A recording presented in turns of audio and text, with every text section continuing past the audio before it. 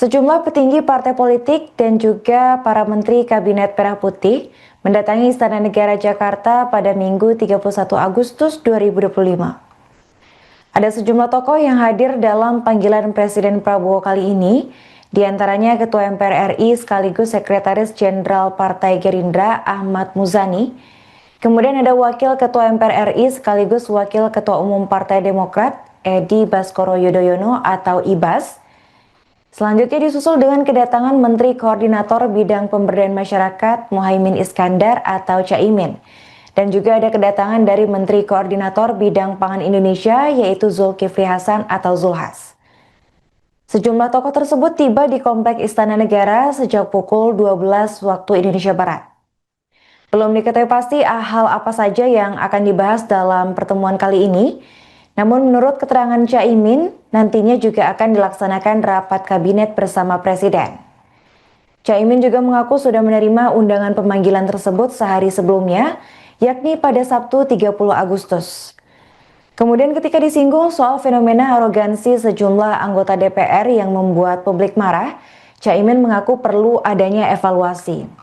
Ia juga mengimbau agar semua lembaga, baik itu lembaga legislatif hingga yudikatif untuk bisa memahami tuntutan dari masyarakat. Diketahui bahwa pemanggilan ini dilakukan Prabowo tepat sehari setelah aksi unjuk rasa yang dilakukan massa itu berakhir pada Sabtu 30 Agustus. Di mana sebelumnya dilaporkan bahwa aksi demo ricuh terjadi hampir di seluruh kota-kota besar di Indonesia, buntut kenaikan tunjangan DPR hingga kematian tragis ojek online yang dilindas Rantis Brimob di Jakarta.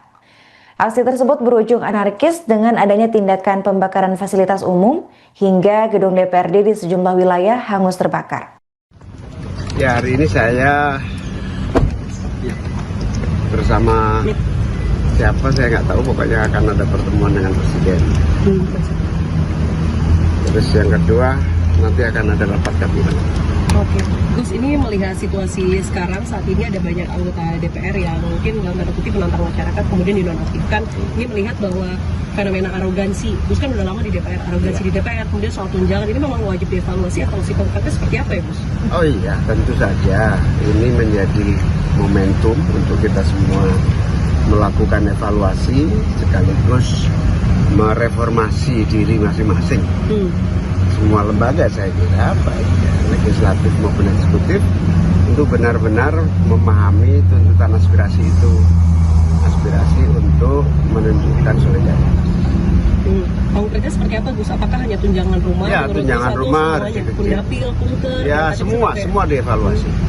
Semua yang bersifat menghasilkan kecemburuan dievaluasi. Berarti sebenarnya perihal tunjangan dan gaji ini nggak boleh diperlakukan sebagai aurat ya, Gus? Karena selama ini kan tidak transparan, kemudian dipirit-pirit. Kemudian kita tahu waktu itu ada Mbak Kade yang ngomong, kemudian ditegur partai. Itu menurut Gus Imin sendiri bahwa memang... Ya memang hari ini nggak ada yang bisa ditutupi kan, semuanya terbuka. Keterbukaan itulah yang harus menjadi bagian dari dialog kita dengan masyarakat. Jam berapa tadi dipanggil oleh Pak Presiden? Baru hari ini atau dari kemarin? Ya, dari kemarin sudah janjian.